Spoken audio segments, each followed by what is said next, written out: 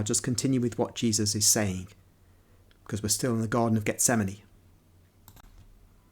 Oh, who among you will be able to remember the words of this prophecy, already resounding in the words of Daniel, in a muted tone, and now roared by the voice of the Wise One before the astounded world, and before you, who are more astounded than the world?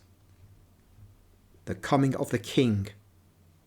The world will continue moaning in its wounds, and enclosed in its sepulchre, evil in life, and wicked in death, closed by its sevenfold vice, and by its infinite heresies, the agonizing spirit of the world, closed with its last efforts within the organism, having died of leprosy because of all its errors. The coming of the King is prepared like that of dawn, and will come to us like the rain in springtime and in autumn. Dawn is preceded and prepared by night. This is the night, the present one. And what must I do for you, Ephraim? What must I do for you, Judah? Simon, Bart, Judas, and you, my cousins, you who are more experienced in the book, do you recognize these words? They do not come from a mad spirit, but from one who possesses wisdom and science, like a king who calmly opens his coffers because he knows where a certain gem is which he's looking for, as he put it in there himself. I quote the prophets. I am the Word. For ages I spoke through human lips, and for ages I will speak through human lips.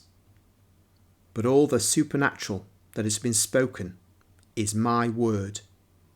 Even the most learned and holy man would not be able to rise with the soul of an eagle beyond the limits of the blind world to snatch and utter the eternal mysteries. The future is present only in the divine mind. Foolish are those who claim to make prophecies and revelations without being supported by our will.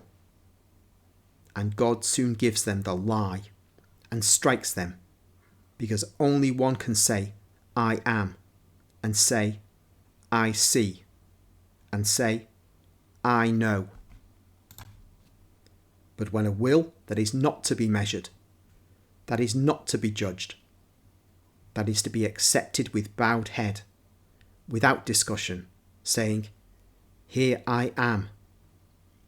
When such will says, Come, rise, hear, see, repeat, then the soul immersed in the eternal presence of its God, called by the Lord to be voice, sees and trembles, sees and weeps, sees and rejoices.